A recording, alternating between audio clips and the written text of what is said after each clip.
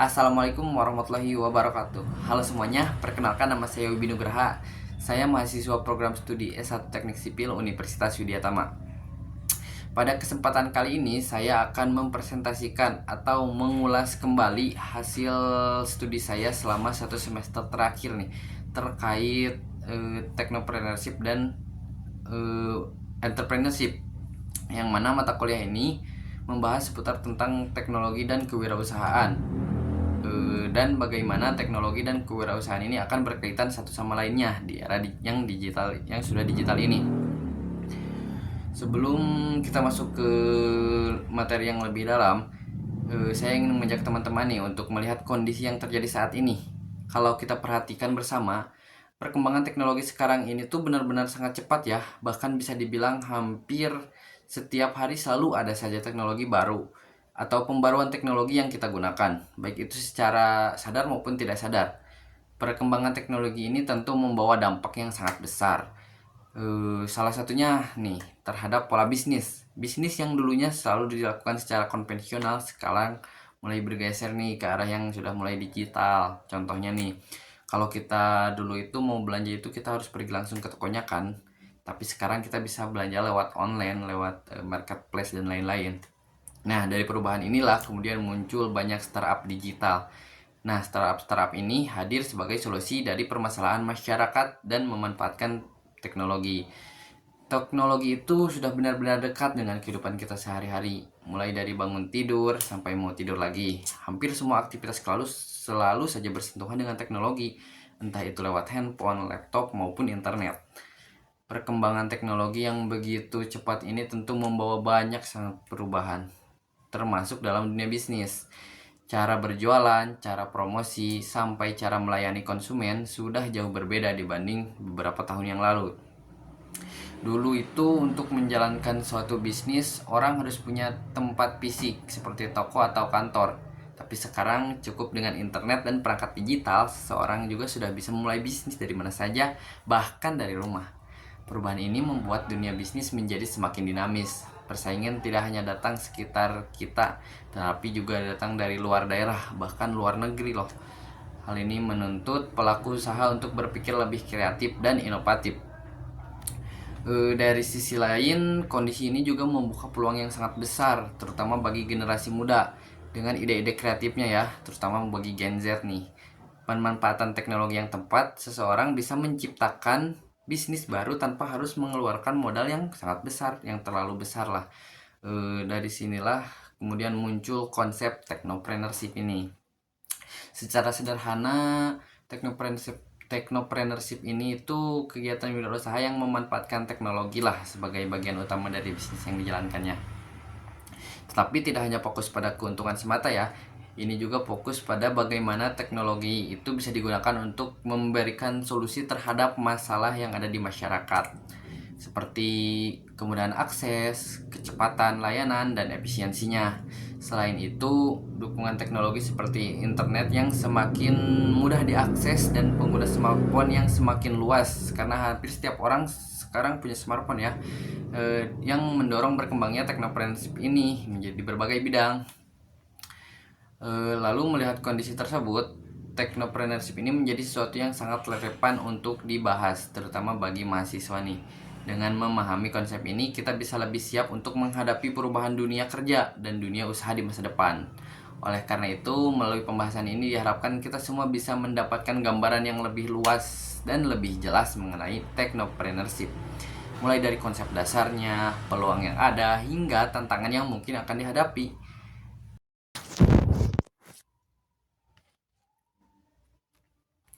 Setelah memperhatikan latar belakang sebelumnya, tentu muncul beberapa pertanyaan yang mungkin juga pernah terpikir oleh teman-teman sekalian. Pertanyaan yang pertama adalah sebenarnya apa sih yang dimaksud dengan technopreneurship itu sendiri? Apakah technopreneurship hanya sekedar bisnis online atau ada konsep yang lebih luas di dalamnya? Nah, kalau kita bicara secara definisi ya, technopreneurship ini merupakan gabungan antara kewirausahaan dan teknologi. Namun saya tekankan teknologi di sini bukan hanya sebagai alat untuk membantu kita dalam berbisnis, Tapi dalam technopreneurship, teknologi justru menjadi inti dari bisnis itu sendiri.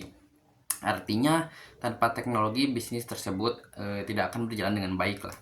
Kemudian pertanyaan kedua nih, kira-kira kenapa technopreneurship menjadi penting di era sekarang?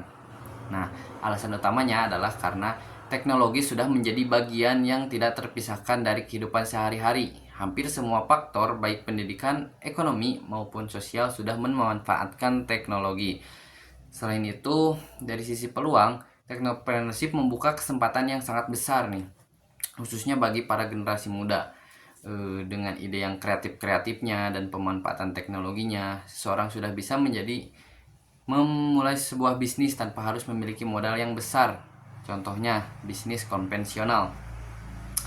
Kondisi ini tentu menjadi daya tarik tersendiri nih bagi para pembisnis, karena pelaku usaha dapat mengembangkan bisnisnya secara fleksibel dan lebih efisien. Tidak hanya dari sisi ekonomi saja, peluang technopreneurship juga terlihat dari sisi sosialnya. Banyak bisnis yang berbasis teknologi yang hadir untuk memberikan solusi atas permasalahan di masyarakat. Contohnya adalah layanan transportasi online, layanan pendidikan digital, dan berbagai aplikasi yang memudahkan aktivitas sehari-hari. Dari sini dapat kita lihat bahwa technopreneurship tidak hanya berorientasi pada keuntungan saja nih, tapi juga pada penciptaan nilai dan manfaat pada banyak orang. Oleh karena itu, untuk memahami rumusan masalah, alasan, dan peluang dalam technopreneurship menjadi sangat penting sebelum masuk ke pembahasan yang lebih teknisnya. Dengan memahami bagian ini, kita akan lebih siap untuk mengikuti pembahasan selanjutnya mengenai konsep, peran, teknologi, hingga penerapan technopreneurship dalam dunia nyatanya. Jadi rumusan masalah inilah pembahasan kita selanjutnya akan dikembangkan. Lalu untuk tujuan pembahasan ini adalah agar kita semua memiliki pemahaman yang sama mengenai technopreneurship ya. Tidak hanya memahami pengertiannya saja secara teori, tapi juga mengetahui karakteristik seorang technopreneurship serta bagaimana peran teknologi dalam mendukung keberhasilan bisnisnya. Dengan memahami tujuan ini diharapkan kita tidak hanya mendapatkan pengetahuan, tapi juga gambaran tentang penerapannya di dunia nyata. Lalu jika kita melihat ke sisi sejarah nih, technopreneurship ini mulai berkembang sejak era internet. Ketika internet mulai digunakan secara luas, muncul peluang baru dalam dunia bisnis. Seiring waktu, lahirlah berbagai startup digital yang kemudian membentuk ekosistem ekonomi digital seperti yang kita rasakan saat ini.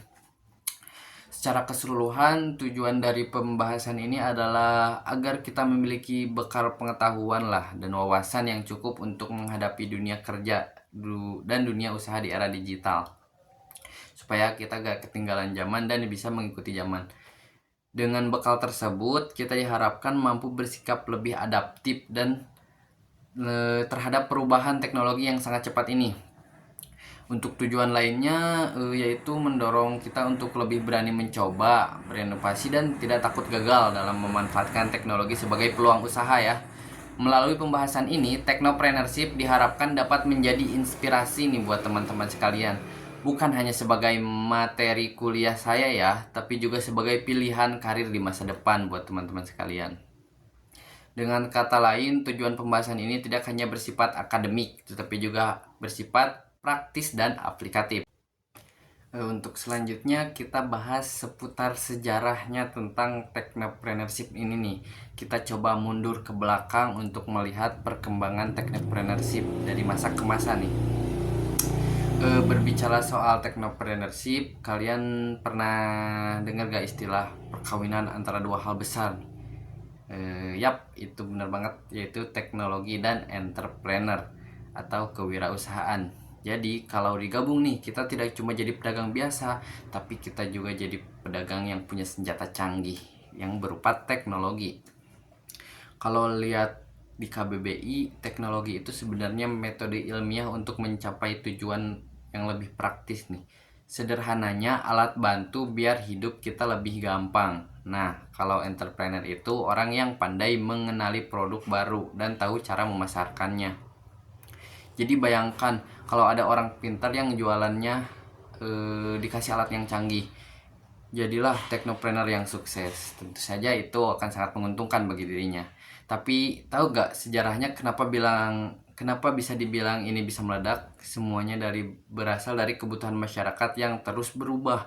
Dulu orang mungkin cukup dengan pasar tradisional, tapi sekarang kita butuh yang serba cepat. Inilah landasan utama teknopreneurship. Berangkat dari masalah nyata di masyarakat, lalu kita tambahkan nilai atau value-nya lewat teknologi. Untuk perjalanan teknopreneurship ini tidak lepas dari peranannya sebagai katalisator dan inovasi ya. Di masa lalu, pertumbuhan ekonomi mungkin cuma bergantung pada sumber daya alamnya. Tapi sekarang kreativitas dan teknologi adalah mesin utama untuk menciptakan lapangan kerja yang baru. Dulu bisnis itu kaku banget, pusatnya cuma satu. Sekarang berkat teknologi kita mengenali istilah desentralisasi bisnis. Apa sih desentralisasi bisnis itu? Artinya wewenang itu didelegasikan supaya tim di level bawah bisa ambil keputusan lebih cepat sesuai dengan kondisi lokal. Jadi bisnis ini bisa lebih lincah dan responsif terhadap pasarnya. Nah, kalau kita bicara sejarah, tidak abdol dong kalau tidak bahas gimana ide bisnis itu muncul. Katanya Behringer dan Ireland, setiap bisnis itu pasti berawal dari sebuah ide. Bisa ide yang dipikirkan masak-masak, ataupun yang melamun dari kamar mandi ya.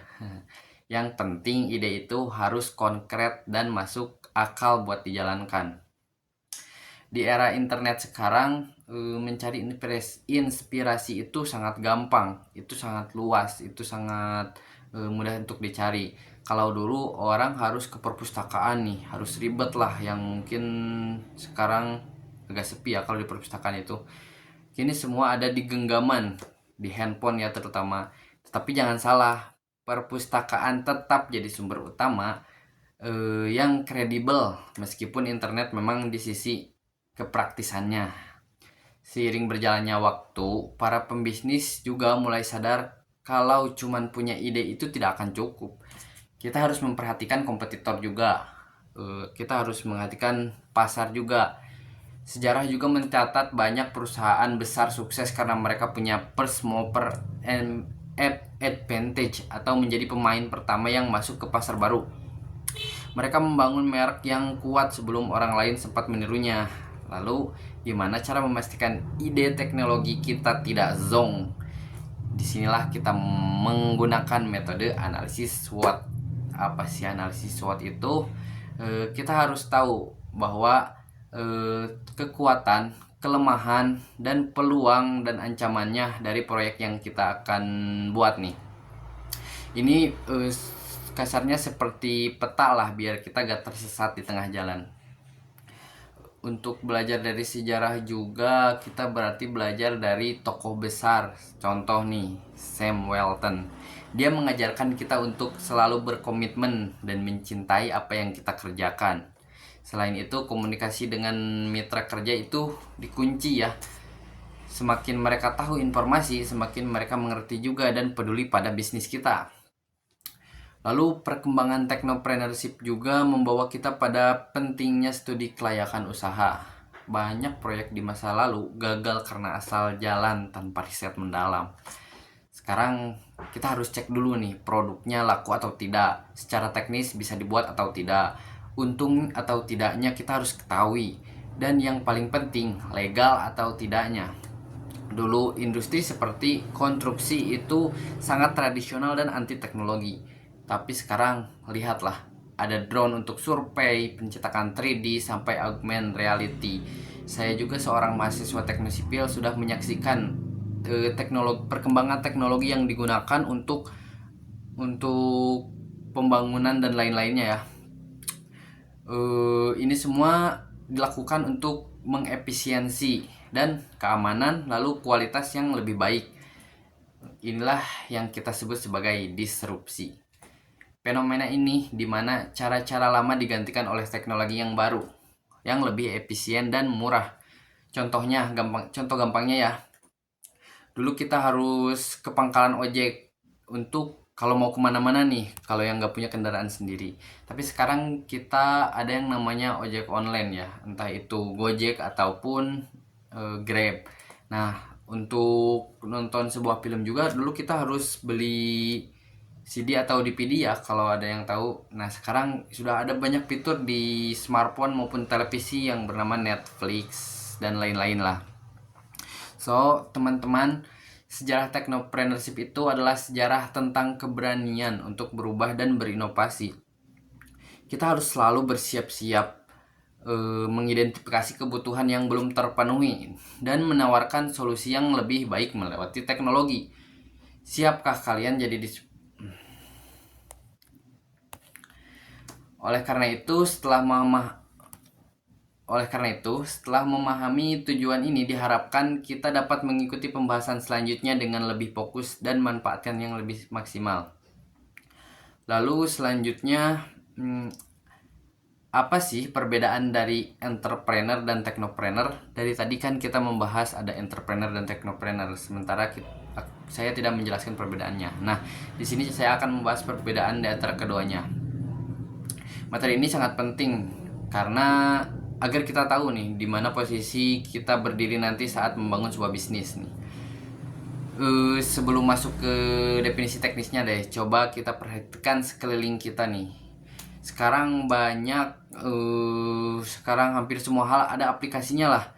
Mau makan, mau pergi, sampai mau renovasi rumah pun ada teknologinya. Nah, itu sebagai bentuk kemajuan teknologi. Fenomena inilah yang melahirkan istilah-istilah yang akan kita bahas hari ini. Yang pertama, kita lihat dulu apa itu entrepreneur. Kalau secara definisi ya, secara istilah menurut KBBI, entrepreneur itu wirausaha, dan entrepreneur adalah orang yang pandai menggali produk baru, menentukan cara produksi, sampai mengatur manajemen operasi dan pemasarannya. Intinya mereka adalah eksekutor bisnisnya lah. Lalu contoh sederhananya gini nih, kalau teman-teman buka toko material deh contohnya, atau jasa kontraktor konvensional, itu adalah bentuk entrepreneurship. Fokusnya adalah pada perdagangan dan pelayanan jasa, dan bagaimana mengolah arus kas agar bisnis tetap berjalan. Lalu apa sih itu teknologi? Teknologi menurut KBBI bukan cuma soal mesin atau komputer ya, tapi metode ilmiah untuk menjalankan sesuatu secara praktis. Jadi teknologi yang lebih efisien untuk menyelesaikan permasalahan bagi kebanyakan manusia. Nah, saat kita menggabungkan keahlian bisnis dengan metode ilmiah dan teknologi, jadilah teknopreneurship ini. Teknopreneur adalah wirausaha yang menggunakan teknologi sebagai nyawanya atau penggerak lah untuk bisnisnya itu, untuk menciptakan solusi yang lebih sukses, untuk agar dia bisa bersaing di pasar dan mendapat keuntungan yang lebih banyak ya tentunya. Nah, perbedaan ini yang paling mencolok ada pada fokusnya. Kalau entrepreneur itu biasanya lebih fokus pada peluang pasar yang sudah ada. Nah, kalau technopreneurship ini sendiri lebih fokus pada inovasinya nih. Bagaimana cara kita mengembangkan inovasi agar bisnis kita lebih sukses. Mereka gak cuma pengen jualan doang gitu maksudnya, tapi juga pengen mengubah cara orang melakukan sesuatu lewat teknologi ini. Saya sempat belajar pada modul yang ada pada anjing. Nah, selanjutnya seorang teknopreneur juga harus jago menambah value pada produknya. Misal nih, kalau kontraktor biasanya cuman kasih laporan kertas, seorang teknopreneur harus bisa membangun sistem di mana klien bisa pantau progres bangunannya secara real time nih lewat aplikasi atau apapun lah. Lalu peran mereka juga beda sebagai teknopreneurship. Teknopreneurship bertindak sebagai katalisator inovasi. Mereka mempercepat pertumbuhan ekonomi dengan cara menciptakan pasar-pasar baru yang sebelumnya mungkin tidak terpikirkan oleh pembisnis tradisional nih. Dari sisi risiko mungkin bisnis teknologi biasanya mengenal diversifikasi, nah, dan desentralisasi. Mereka harus Mereka itu harus berani mencoba berbagai fitur atau layanan baru agar bisnisnya tidak kaku dan bisa tetap beradaptasi dengan perubahan zaman yang sangat cepat ini. Lalu kalian penasaran gak sih gimana cara mulai jadi seorang technopreneur? Ya, menjadi seorang technopreneur itu bisa dimulai dari ide dan inspirasi. Ide itu bisa muncul dari kita membaca riset, melihat tren global, atau sederhananya kita melihat apa yang paling sering dikeluhkan lah di media sosial. Tentu saja kebanyakan orang sekarang mungkin bermain ya media sosial ini. Nah, ide itu harus dikelola secara konkret nih agar bisa dieksekusi dengan baik dan matang. Tapi jangan asal-asalan ya. Mau jadi pengusaha biasa atau pengusaha teknologi, kita tetap butuh yang namanya analisis SWOT itu. Kita harus tahu apa kekuatan kita, apa kelemahan kita, peluangnya di mana, dan ancaman apa yang akan muncul kepada kita atau mungkin kompetitor ya. Contoh nyata di bidang kita, di contohnya aku deh di konstruksi. Aku kan anak teknik sipil ya. Pengusaha biasa mungkin hanya menyewakan alat beratnya, tapi seorang teknopreneur tidak seperti itu. Mungkin dia membuat platform penyewaan alat berat berbasis IoT, di mana pemilik alat dan penyewa bisa bertransaksi dengan aman dan transparan.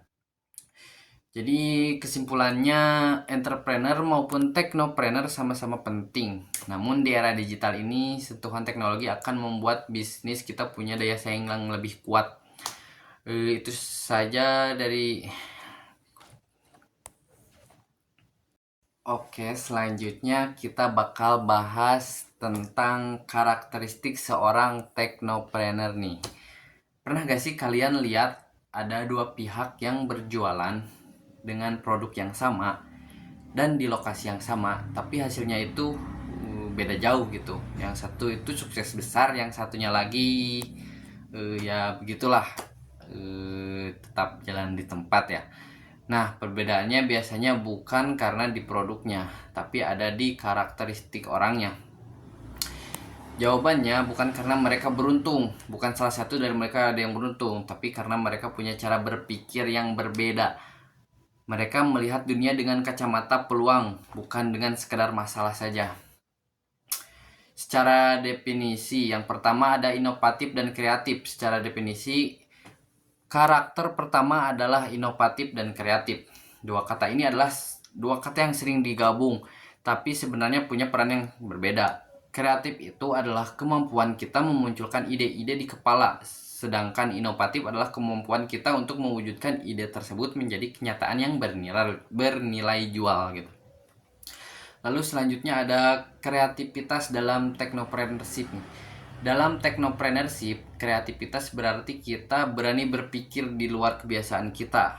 Contoh, jika orang lain melihat limbah plastik sebagai sampah, seorang yang kreatif akan melihatnya sebagai bahan baku material konstruksi di masa depan.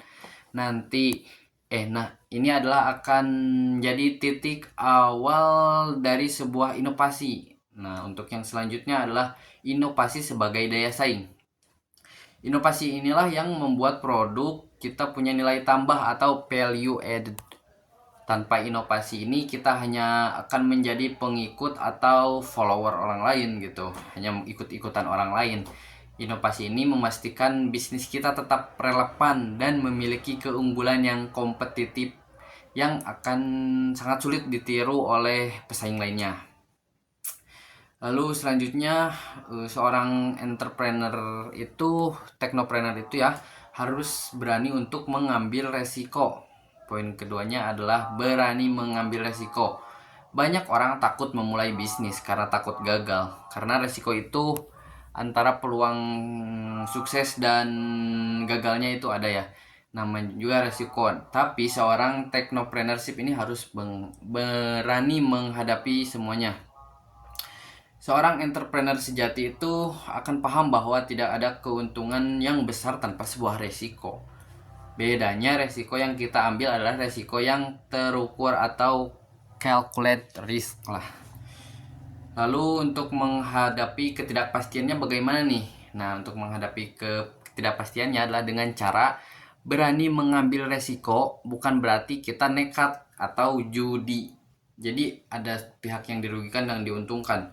Tapi kita berani melangkah karena kita sudah melakukan studi kelayakan, mulai dari riset pasar hingga perhitungan finansial. Kita sadar akan adanya ketidakpastian, tapi kita punya rencana nih untuk memitigasi dampak buruknya. Lalu kita harus belajar dari kegagalan nih. Dalam sejarah bisnis, resiko seringkali berujung pada kegagalan sementara. Itu tidak luput dari hal tersebut ya. Karakter ini menuntut kita untuk tetap tegak meskipun rencana tidak berjalan dengan mulus. Bagi para pengusaha, mungkin kegagalan bukan akhir dari cerita, melainkan data atau pelajaran berharga untuk langkah selanjutnya. Yap, mereka akan belajar dari kesalahan. Lalu, ya, karakter ketiga adalah adaptif. Kita hidup di era disrupsi, di mana perubahan terjadi dalam hitungan detik, terjadi dengan sangat cepat. Karakter adaptif adalah kemampuan kita untuk menyesuaikan arah bisnis dengan cepat ketika kondisi pasar atau teknologi berubah. Seperti itu. Bayangkan jika kita kaku dan menolak teknologi digital, pasti bisnis kita akan tertinggal. Menjadi adaptif berarti kita harus lincah, kita harus siap belajar hal baru, siap meninggalkan metode lama, siap menggunakan teknologi-teknologi yang baru, mengikuti perkembangan zaman yang sudah efektif, dan meninggalkan hal-hal tradisional yang kurang efektif nih, agar lebih efisien. Lalu contoh sederhananya di bidang konstruksi nih. Dulu pengawasan proyek dilakukan manual dengan turun ke lapangan kan, setiap saat harus bolak-balik ke lapangan. Mungkin sekarang pengusaha yang adaptif menggunakan drone untuk inspeksi. Mereka yang tidak mau berubah akan kalah nih kalau secara efisiensi waktu dan biaya waktu. Lalu poin yang terakhir adalah berorientasi pada solusi. Seorang entrepreneur tidak menghabiskan waktunya untuk mengeluh saja saat ada kendala, tapi dia akan selalu fokus pada apa yang dia lakukan gitu, untuk bagaimana dia membereskan hal ini. Nah, inilah yang disebut dengan solution oriented mindset, dimana bisnis disebut sebagai solusi bagi masyarakat. Ingat, landasan utama teknopreneurship adalah berangkat dari kebutuhan masyarakat. Jadi bisnis kita ada karena kita ingin memberikan solusi bagi masalah orang lain. Semakin besar masalah yang kita selesaikan, semakin besar pula potensi kesuksesan bisnis kita. Untuk yang keempat karakter ini, inovatif, berani resiko, adaptif, dan solutif adalah satu kesatuan. Kita butuh kreativitas untuk solusi, keberanian untuk mencoba, dan adaptabilitas untuk bertahan. Jika salah satu hilang, fondasi bisnis kita akan goyah.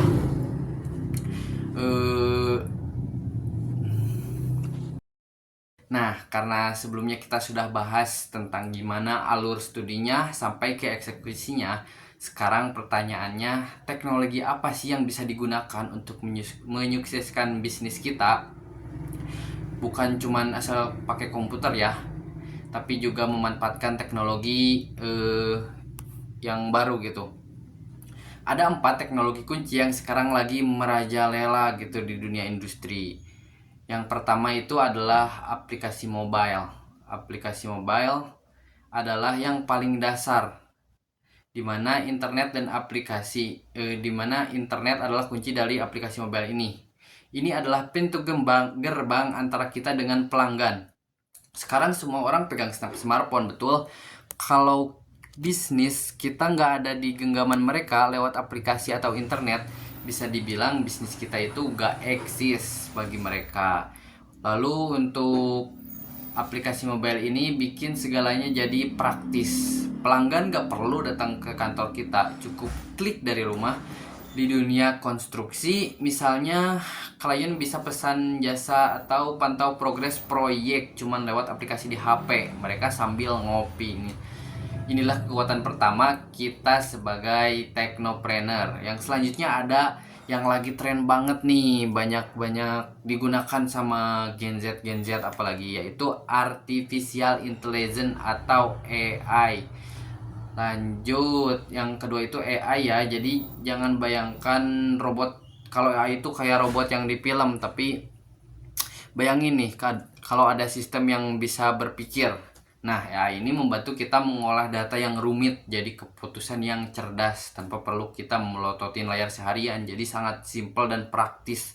Karena AI itu dapat membantu kita dalam waktu yang singkat gitu. Saya juga sering sih menggunakan AI gitu. Dalam bisnis, AI bisa bantu prediksi harga material di masa depan atau mendeteksi resiko kecelakaan kerja sebelum terjadi lah. AI ini bikin kerjaan yang biasanya butuh waktu seminggu jadi kelar dalam hitungan menit. Keren gak itu? Intinya AI itu adalah otak tambahan buat bisnis kita nih. Jadi membantu manusia untuk menyelesaikan permasalahannya. Lalu untuk teknologi yang ketiga adalah big data. Bayangkan jutaan informasi masuk setiap harinya, mulai dari perilaku konsumen sampai tren pasar. Kalau kita gak punya sistem big data, semua itu cuman jadi tumpukan sampah digital yang gak berguna gitu. Nah, big data ini biasanya ditemani sama cloud computing. Kita gak perlu lagi server yang gede cuman buat simpen data. Semuanya disimpan di awan. Ada yang namanya awan atau cloud ya. Jadi tim kita di lapangan itu dan di kantor bisa akses yang sama secara real time kapan saja. Berkat cloud ini, koordinasi jadi sangat gampang banget. Gak ada lagi cerita salah kirim apalah inilah itulah, atau laporan hilang atau laptop rusak lah. Jadi gak ada alasan lagi ya. Semuanya aman di cloud dan tersinkronisasi dan bikin kerjasama tim jauh lebih lincah dan cepat. Untuk yang keempat ini ada Internet of Things atau IoT. Sederhananya ini adalah benda-benda fisik yang dikasih nyawa lah, berupa sensor dan koneksi internet. Alat-alat ini jadi mata dan telinga kita di lapangan secara otomatis. Contohnya nih, sensor yang dipasang di mesin beton atau alat berat. Kita bisa tahu mesin itu sehat atau enggaknya nih. Bensinnya tinggal berapa atau lokasinya di mana tanpa harus nanya ke operator. IoT ini ngasih kita kendali penuh terhadap aset fisik kita dari jarak jauh. Nah, bayangkan kalau keempatnya digabung nih. Keempat aplikasi teknologi ini digabung nih. Data dari IoT dikirim penyimpanan cloud, dianalisa oleh kecerdasan buatan atau AI, dan hasilnya muncul di HP kamu pada aplikasi mobile. Itulah ekosistem technopreneurship yang sebenarnya. Mungkin ada yang mikir, pakai cara lama juga masih jalan kok. Memang benar, tapi cara lama itu mahal dan lambat. Teknologi ini hadir buat gaya-gayaan. Gak hadir buat gaya-gayaan, tapi buat memotong biaya operasional dan mempercepat waktu kita. Banyak orang takut teknologi bakal gantiin manusia, bakal gantiin pekerjaannya lah, takut tersaingi lah jadi pengangguran nantinya ya. Padahal nggak gitu ya. Teknologi ini adalah alat, manusia yang pegang kendalinya. Karakter entrepreneur yang kita bahas tadi, inovatif dan solutif, justru makin tajam kalau dibantu alat-alat canggih ini. Kita gak harus pakai semuanya sekaligus di hari pertama. Mulailah dari yang paling mendesak. Kalau butuh pendekatan ke pelanggan, mulai dari aplikasi. Kalau butuh efisiensi alat, mulai dari IoT. Yang penting jangan menutup mata dengan perkembangan zaman ini. Kita harus mengikuti perkembangan zaman.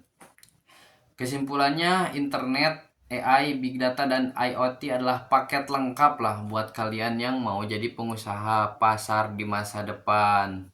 Setelah tahu senjatanya ini nih, nanti kita bakal bahas gimana caranya ngelindungin ide ini.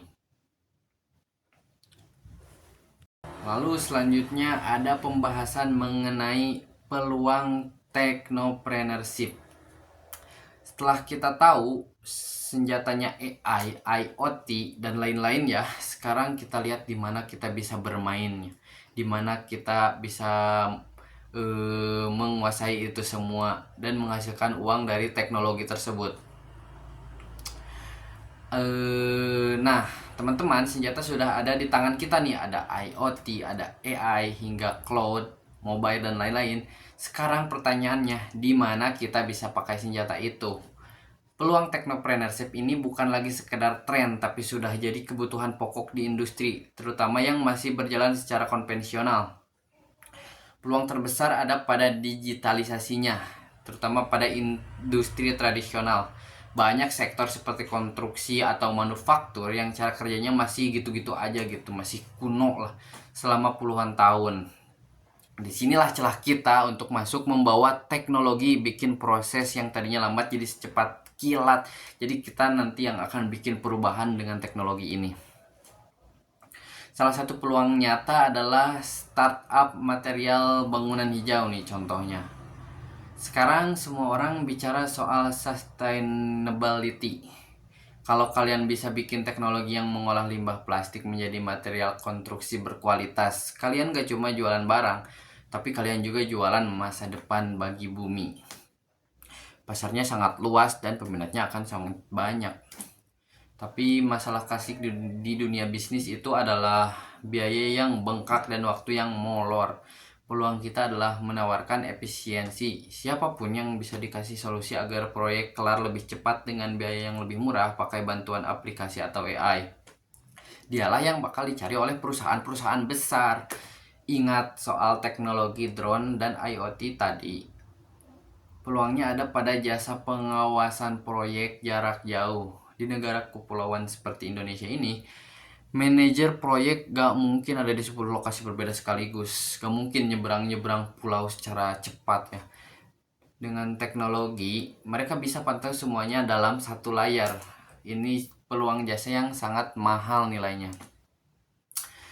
Jangan lupa, pemerintah kita lagi gencar banget nih sama gerakan Making Indonesia 4.0. Banyak insentif dan dukungan buat pengusaha teknologi peluang. Kita adalah penyelenggara ide bisnis kita dengan program nasional ini agar lebih mudah mendapatkan dana maupun pasar gitu. Nah, sekarang lagi tren juga pembangunan smart city. Di sini butuh banyak banget sensor IoT, sistem manajemen sampai sistem otomatis hingga pengaturan energi pintarnya. Ini merupakan panggung besar buat para teknopreneur untuk unjuk gigi memberikan solusi cerdas bagi perkotaan. Peluang lainnya adalah pemanfaatan sumber daya lokal. Kita punya banyak bahan mentah yang belum diolah maksimal. Dengan teknologi, kita bisa kasih nilai tambah pada sumber daya lokasi tersebut sebelum diekspor atau digunakan di dalam negeri. Jadi kita bisa olah dulu sumbernya gitu. Jadi gak cuma jualan bahan mentah lagi, tapi kita membisniskan hal tersebut.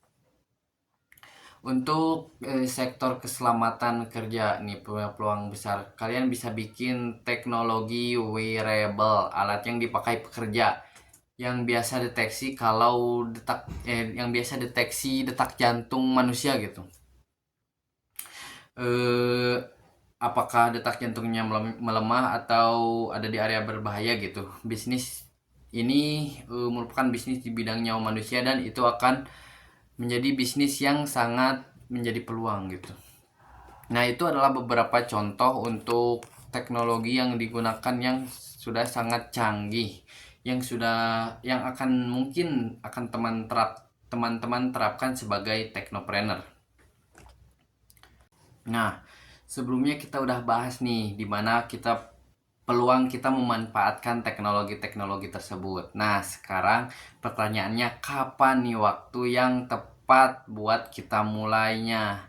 Ada 4 faktor yang besar yang jadi angin segar buat kita para calon teknopreneurship ya teman-teman. 4 faktor ini yang pertama adalah Aku kasih tahu dulu ya teman-teman, peluang itu gak akan jadi duit kalau nggak ada faktor pendukungnya. Ibaratnya kamu kalau mau balapan, kita sudah punya mobil kencang, tapi kita juga butuh jalan tol yang mulus. Nah, 4 poin ini adalah jalan tol yang bikin teknologi kita bisa jadi lari kencang seperti itu gitu. Jadi ini adalah hal yang saling berkaitan antara satu sama lain nih. Untuk faktor pendukung yang pertama itu adalah akses teknologi yang makin murah dan mudah. Dulu kalau mau bikin server atau sistem canggih kita harus modal ratusan juta. Sekarang semua sudah tersedia di cloud, banyak software. Bahkan kita bisa belajar coding sendiri atau bahkan belajar robotika gitu. Banyak platform yang mengajarkan hal tersebut di internet. Teknologi itu bukan lagi barang mewah buat segelintir orang gitu. Artinya siapapun punya kesempatan yang sama. Mau kamu mahasiswa atau profesional, selama punya niat, alatnya bisa tersedia di depan mata. Kemudian akses ini dibikin kita bisa melakukan riset pengembangan dengan biaya yang sangat minim di awalnya gitu. Kedua, gaya hidup digital sudah jadi budaya. Kalau dulu itu meyakinkan orang buat pakai aplikasi itu susahnya minta ampun. Sekarang orang lebih milih pesan makanan pakai HP daripada jalan ke depan kompleks gitu. Dulu kan orang banyak kurang percaya ya karena baru lah mereka ya menggunakan teknologi. Namun sekarang gaya hidup sudah banyak serba klik teman-teman. Ini adalah pasar yang luar biasa besar buat solusi teknologi kita. Lalu selanjutnya, konsumen sekarang sudah percaya tentang transaksi digital. Mereka sudah biasa bayar pakai e-wallet, pakai kris lah, pakai apalah. Termasuk saya sendiri. Saya sudah jarang bawa untuk pembayaran sendiri, jarang bawa cash ya. Anjay gaya. Perubahan perilaku ini memotong hambatan paling besar sih dalam bisnis, yaitu terutama dalam edukasi pasar. Sekarang pasar sudah terdidik. Kita tinggal kasih solusinya aja sih sebenarnya. Untuk faktor yang ketiga itu adalah angka penggunaan internet yang meledak. Di Indonesia saja sudah berapa ya? Ratusan juta orang lah yang terkoneksi internet setiap harinya. Itu bukan sekedar angka, ini adalah jumlah calon pelanggan yang bisa kita jangkau tanpa harus buka toko fisik di setiap kotanya. Sebentar ya teman-teman, saya haus.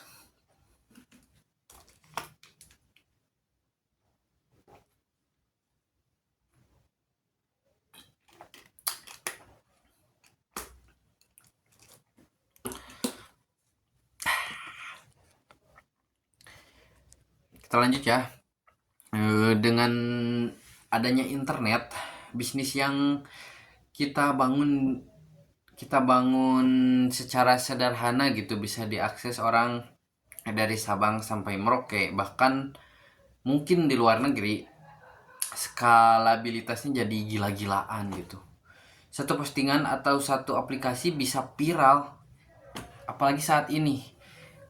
Kalau ada kasus yang dikit-dikit viral gitu, dan itu bisa menjangkau jutaan orang dalam setiap jamnya. Itu daya ungkrak yang gak dimiliki bisnis konvensional. Ini adalah bentuk teknologi yang baru, ini adalah bentuk kemajuan. Untuk yang keempat, dukungan ekosistem startup yang makin matang. Sekarang banyak banget inkubator, akselerator, hingga komunitas tempat kita berbagi ilmu. Kita nggak perlu lagi nih meraba dalam gelap, karena sudah banyak mentor yang jejaring yang siap membantu kita gitu. Untuk ekosistem yang bagus juga mendatangkan investor. Kalau ide kamu brilian dan bagus gitu, dan kamu bisa memanfaatkan bisnis kamu pintar mengelola bisnis kamu, Banyak venture capital atau angel investor yang siap suntik dana nih buat kamu, buat bantu usaha kamu. Sekarang permodalan itu bisa lebih beragam teman-teman. Daripada dulu yang cuman bisa pinjam ke bank dengan jaminan aset fisik, bayangkan nih 4 faktor ini bergabung.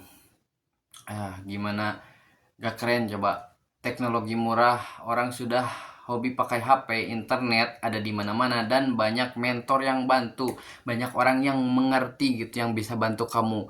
Kalau kita gak mulai dari sekarang, kita bakal ketinggalan kereta yang jalannya sudah sangat cepat ini, kita bakal ketinggalan zaman.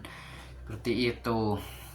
Nah, seorang teknopreneur juga harus jeli gitu dalam melihat momentumnya. Faktor-faktor pendukung ini adalah momentum yang belum tentu ada 10 tahun lalu. Kita hidup di masa keemasan teknologi di mana hambatan masuknya paling rendah sepanjang sejarah bisnis gitu. Tapi ingat ya teman-teman, kemudahan ini juga berarti persaingan bakal lebih banyak. Banyak kompetitor yang juga melakukan hal tersebut. Karena sebuah orang juga bisa akses dan melakukan hal tersebut. Maka yang paling menang adalah mereka yang paling kreatif dan memberikan nilai tambah, dan yang paling cepat mengeksekusi idenya. Kita sebagai penggerak itu, faktor pendukungnya ini hanyalah alat gitu. Penggeraknya tetap kita adalah sebagai faktor penggeraknya.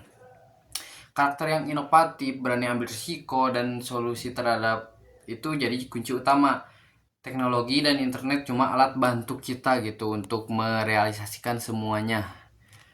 Lalu saya harap dengan adanya faktor pendukung yang begitu besar di Indonesia ini, kita gak cuma jadi target pasar, tapi target pasar orang lain gitu, target pasar luar negeri. Tapi juga kita juga harus jadi pemainnya gitu. Kita harus jadi tuan rumah yang bikin solusi buat masalah bangsa kita sendiri ini pakai bantuan ekosistem digital ini. Jadi karena jalannya sudah mulus, mobilnya sudah ada, dan penontonnya sudah siap, tinggal keberanian kita nih buat injak gas dan mulai perjalanan technopreneurship ini. Tunggu apa lagi? Kita langsung gas aja. Nah, itu dari 4 faktor tadi adalah faktor-faktor yang untuk mempermudah teknologi bisnis kita gitu.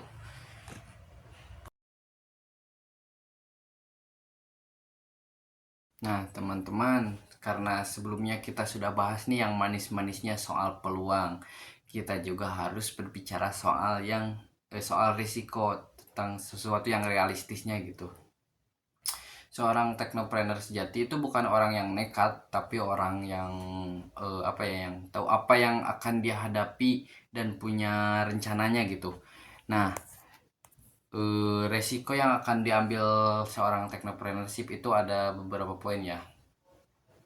Gak mungkin dong kalau saya bilang kalau saya cuman jelasin yang bagus-bagusnya doang, itu artinya saya bohong. Karena di dunia teknopreneurship itu penuh ranjau teman-teman.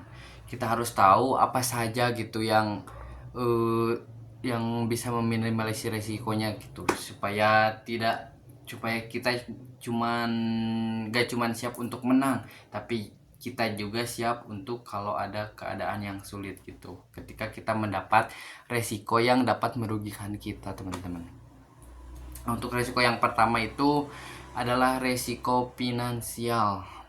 Membangun teknologi itu mahal teman-teman, itu butuh modal. Seringkali kita harus bayar uang di awal untuk riset dan pengembangan sebelum produknya menghasilkan keuntungan gitu. Kalau manajemen keuangan kitanya buruk, bisnis bisnis kita bisa saja mati gitu, bisnis kita bisa saja gagal gitu. Berbeda dengan dagangan gorengan yang biasanya jualan di jalan-jalan gitu. Sore ini jualan, malamnya untung gitu. Bisnis teknologi itu gak gitu teman-teman. Bisnis teknologi itu butuh waktu lama untuk break even pointnya. Ada risiko yang sangat besar lah bahwa modal yang kita tanam tidak kembali jika produk kita gagal diterima atau tidak diterima di pasar dan kalah cepat dengan para pesaing gitu. Nah, yang kedua adalah resiko teknologi. Namanya juga barang baru, bisa saja teknologi yang kita kembangkan ternyata error atau rusak. Tidak luput, namanya juga ciptaan manusia ya teman-teman, itu tidak ada yang sempurna. Bisa saja teknologi yang kita gunakan itu error atau tidak stabil atau malah usang dalam waktu singkat karena muncul teknologi lain yang lebih canggih, karena zaman itu akan terus maju, akan terus berganti gitu. Nah, akan terus berganti gitu kan. Nah, di dunia digital ini, apa yang hari ini mutakhir besok bisa jadi barang antik. Itulah yang namanya perkembangan zaman teman-teman, itu sangat cepat sekali untuk berganti. Nah, dalam risiko teknologi sendiri ada juga ancaman keamanan data atau hacking. Kalau sistem kita jebol, kepercayaan pelanggan akan hilang nih dalam sekejap. Membangun infrastruktur teknologi itu yang aman adalah tantangan yang besar, dan resikonya itu sangat nyata di era sekarang. Banyak penjahat cyber gitu, banyak penjahat digital gitu sekarang. Yang ketiga adalah resiko pasar. Ini yang paling sering terjadi. Kita bikin teknologi yang menurut kita keren, tapi ternyata pasar gak butuh nih. Atau pasarnya ada, tapi mereka belum siap beralih dari cara konvensional gitu ke cara yang digital yang kita tawarkan. Jadi mereka menolak perubahan lah. Terkadang mengedukasi masyarakat itu butuh biaya dan waktu yang sangat besar gitu, teman-teman. Daripada membuat produknya itu sendiri, risiko pasar juga mencakup perubahan selera konsumen yang sangat cepat. Hari ini mereka suka aplikasi kita, besok mungkin mereka pindah ke kompetitor cuman karena tampilannya lebih menarik, bisa saja seperti itu. Nah, untuk yang keempat sendiri adalah resiko operasional. Ini bicara soal urusan internal ya. Masalah manajemen tim, kegagalan proses bisnis, hingga kurangnya sumber daya manusia yang kompeten. Membangun tim teknologi yang susah sulit, susah gampang gitu teman-teman. Dalam operasional sendiri kita sering tergantung pada pihak lain. Misalnya nih, penyedia server atau penyedia apalah gitu. Kalau mereka bermasalah, operatornya lah gitu.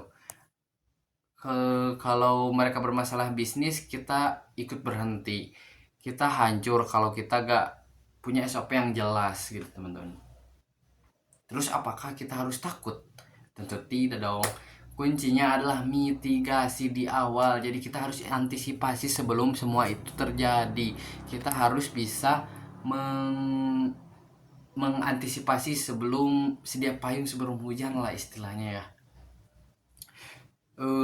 Lalu di awal tadi kita bahas tentang berani mengambil resiko. Nah, inilah maksudnya. Kita ambil resiko yang sudah kita hitung, bukan sekedar tebak-tebakan buah manggis. Itulah gunanya studi kelayakan yang kita bahas di alur sebelum-sebelumnya ya. Riset pasar, tes teknis, dan hitungan finansial itu tujuannya cuma satu, untuk meminimalkan keempat resiko ini agar tidak terjadi bencana bagi bisnis kita, agar bisnis kita tetap lancar. Saat resiko-resiko ini terjadi, dan pasti akan terjadi, disitulah karakter berorientasi pada solusi diuji. Seorang teknopreneur gak akan nangis saat aplikasinya crash, tapi dia bakal langsung kasih tahu kenapa ini terjadi dan bagaimana. Dia bakal langsung cari tahu lah, dan cari solusinya secara langsung lah.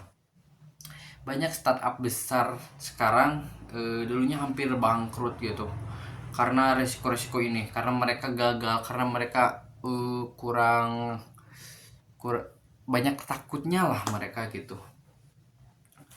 dan mereka kurang adaptif gitu. Mereka belajar dari risiko yang jadi kenyataan, lalu mengubah arah bisnisnya atau pivot menjadi sesuatu yang lebih kuat. Harusnya seperti itu ya teman-teman. Jadi intinya, risiko itu bukan untuk dihindari sampai kita gak jalan-jalan, tapi untuk dikelola. Tidak ada bisnis besar tanpa risiko yang besar. Jadi gak ada gak dapat sesuatu yang besar tanpa pengorbanan gitu. Semakin tinggi resiko yang berhasil kalian kelola, semakin tinggi pula nilai perusahaan yang kalian bangun. Nah, Seperti itu teman-teman. Jadi menjadi seorang teknopreneur itu adalah perjalanan yang menantang sekali dan itu akan sangat sepadan. Jadi jika kalian mengambil resiko yang besar tapi kalian bisa mengatasi resiko tersebut, tentu kalian akan mendapatkan sesuatu yang besar juga. Kalian akan bisa menyukseskan bisnis kalian juga. Seperti itu teman-teman. Oke, karena kita sudah tahu nih daftar-daftar resikonya, sekarang pertanyaannya gimana cara kita menjinakkan resiko tersebut. Inilah yang kita sebut sebagai manajemen resiko. Ini bukan soal menghilangkan resiko gitu, bukan soal kita menghindari resiko, tapi bagaimana kita tetap bisa berlayar meski ombaknya sudah tinggi, gitulah istilahnya ya. Untuk langkah yang pertama itu adalah perencanaan bisnis yang sangat matang tentunya. Ingat, planning kita bukan cuma soal target untung doang, tapi soal skenario cadangan. Apa yang akan kita lakukan kalau modal kita habis di bulan ke berapa gitu. Apa rencana kalau partner bisnis kita tiba-tiba mundur gitu. Semua harus tertulis di awal. Tanpa perencanaan kita ibarat masuk hutan tanpa tanpa peta lah gitu. Jadi kita menyerahkan diri gitu, menyerah lah. Perencanaan yang matang itu membuat setiap langkah kita punya dasar yang sangat kuat. Ini akan mengurangi resiko finansial dan operasional karena setiap pengeluaran dan tugas sudah ada posnya masing-masing tentunya. Untuk langkah yang kedua adalah analisis pasar terlebih dahulu dan memperhatikan teknologi secara mendalam. Jangan cuma berasumsi doang, jangan cuma ngomong doang gitu, tapi lakukanlah riset. Apakah teknologi yang kita pakai akan tetap relevan beberapa tahun ke depan? Apakah pasar benar-benar mau membayar untuk solusi yang kita tawarkan gitu? Dengan analisis pasar yang tajam, kita meminimalkan resiko bikin barang yang nggak laku. Kita harus tahu persis siapa kompetitor kita dan di mana celah yang bisa kita ambil. Data itu adalah peluru terbaik lah untuk membunuh keraguan-keraguan dalam bisnis. Untuk langkah yang ketiga dan yang paling dinamis nih adalah evaluasi dan inovasi berkelanjutan. Jangan pernah merasa produk kalian sudah sempurna di dunia teknologi. Kepuasan adalah awal dari kematian bisnis. Kita harus terus mengevaluasi setiap feedback dari para pengguna gitu, dari para konsumen. Kita harus terus mengevaluasinya. Bukan untuk cari siapa yang salah, tapi untuk cari yang bisa diperbaiki. Inovasi berkelanjutan berarti kita terus memperbarui teknologi kita agar selalu selangkah lebih maju dari pesaing. Ini adalah tameng yang terbaik terhadap resiko teknologi.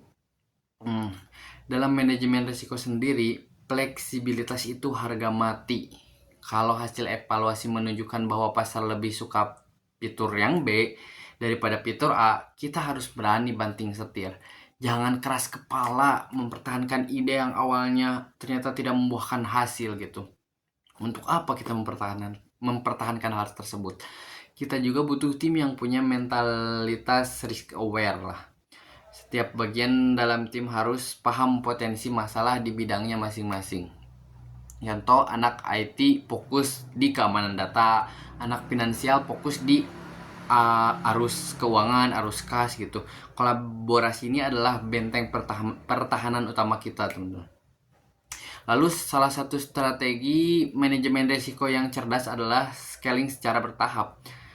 Jangan langsung gas-gas aja gitu di semua kota. Jika satu kota saja kita belum stabil, maka kita harus uji coba dulu, perbaikin sistemnya, baru ekspansi ini agar menjaga resiko finansial tidak langsung meledak. Secara finansial, manajemen risiko berarti punya dana cadangan atau run away lah. Pastikan bisnis tetap bisa hidup selama beberapa bulan ke depan meskipun belum ada pemasukan yang signifikan nih misalnya. Memberi kita waktu untuk bernapas dan berpikir jernih lah secara krisis. Manajemen resiko ini sendiri juga merupakan karakteristik yang adaptif ya dan solutif. Yang kita bahas seperti yang kita bahas di sebelumnya ya, di awal tadi, kita beradaptasi dengan masalah yang muncul dan memberikan solusi agar bisnis tetap berjalan stabil. Menariknya, kita tidak pakai teknologi untuk mengelola risiko itu sendiri. Gunakanlah aplikasi manajemen proyek, gunakanlah software akuntansi otomatis, dan gunakanlah AI untuk memprediksi tren.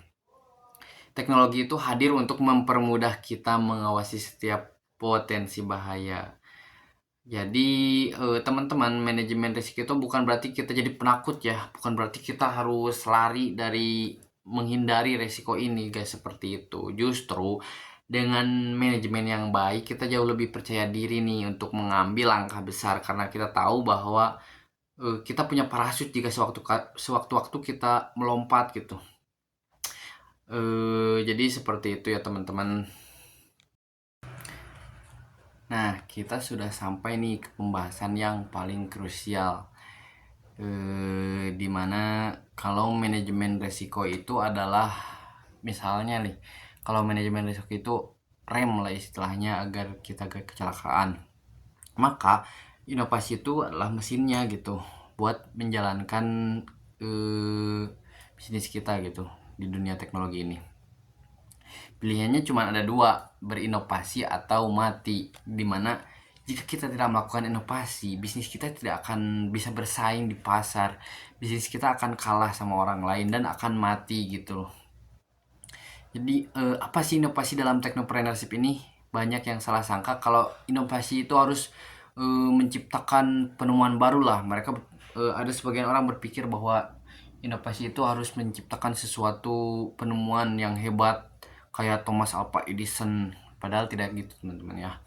Inovasi itu bisa sesimpel memperbaiki proses yang sudah ada jadi 10 kali lebih cepat atau lebih murah menggunakan teknologi, dengan memanfaatkan teknologi tentunya.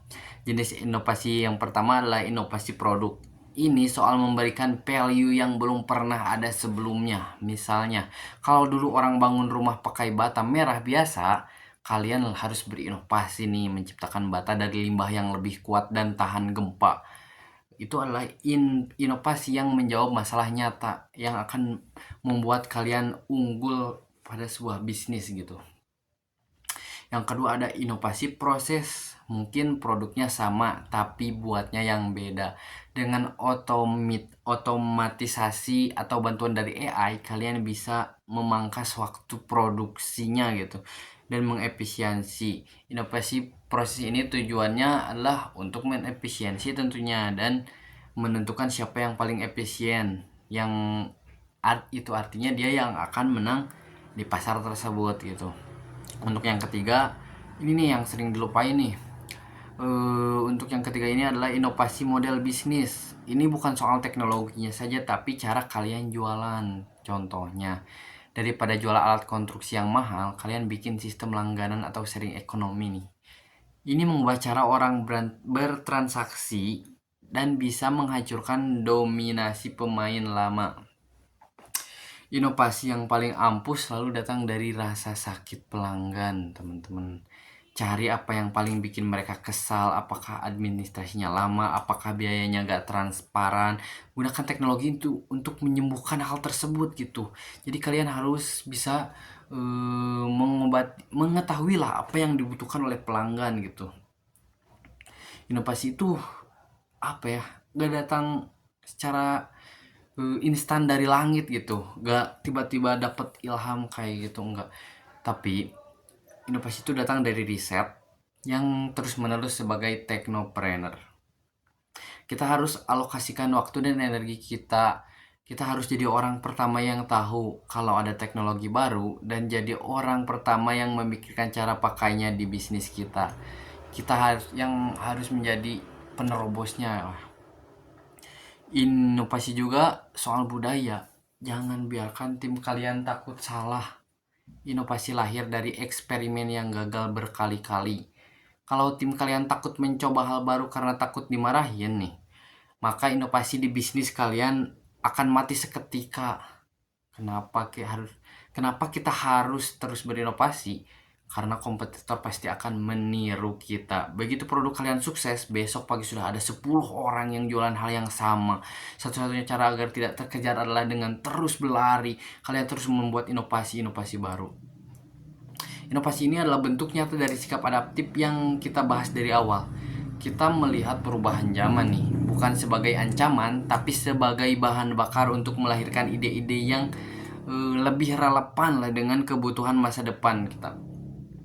Disinilah ada peran IoT, AI, dan Big Data tadi. Disinilah peran teknologi-teknologi itu. Teknologi-teknologi tersebut merupakan alat yang bisa membantu kita gitu agar kita bisa berinovasi. Contoh Big Data kasih kita tahu apa yang diinginkan pasar. AI bantu kita mewujudkannya dengan cara yang cepat gitu. Inovasi dalam teknopreneurship ini saat ini juga harus memikirkan aspek lingkungan atau sustainable lah. Inovasi yang merusak alam sudah nggak laku lagi kalau sekarang. Masa depan ada di tangan mereka yang bisa menciptakan teknologi yang canggih sekaligus ramah lingkungan. Tentu inovasi itu sangat menantang. Ada resiko yang finansial dan secara teknis lah di sana. Tapi seperti manajemen risiko yang sudah kita bahas tadi, inovasi terencana dengan analisis pasar yang kuat akan jauh lebih aman daripada sekedar ikut-ikutan tren, daripada sekedar mengikuti orang lain, daripada sekedar promo-promoan lah istilahnya. Teman-teman, kita juga harus belajar dari hulu ke hilir nih, dari karakteristik diri, mencari peluang pemanfaatan teknologi, mengolah resiko hingga pentingnya inovasi. Semua ini adalah satu paket lengkap untuk menjadi seorang teknopreneur yang tangguh. Dunia tidak kekurangan orang yang pintar, tapi dunia kekurangan orang yang berani mengeksekusi inovasinya itu. Jadi jangan biarkan materi hari ini cuma jadi catatan buat kalian nih. Jadikan ini langkah awal kalian untuk menciptakan solusi bagi dunia. Seperti itu teman-teman. Jadi kesimpulan dari materi yang sudah saya sampaikan sebelumnya yaitu technopreneurship ini bukan sekedar tentang kecanggihan teknologi gitu seperti AI, IoT atau Big Data, melainkan tentang bagaimana karakter seorang entrepreneur yang inovatif, berani mengambil resiko dan adaptif, mampu menggerakkan si alat-alat tersebut, si teknologi tersebut. Jadi artinya entrepreneur yang baik adalah dia yang bisa memanfaatkan teknologi dengan baik gitu. Jadi dengan memanfaatkan faktor pendukung seperti tingginya pengguna, internet, dan kemudian akses teknologi.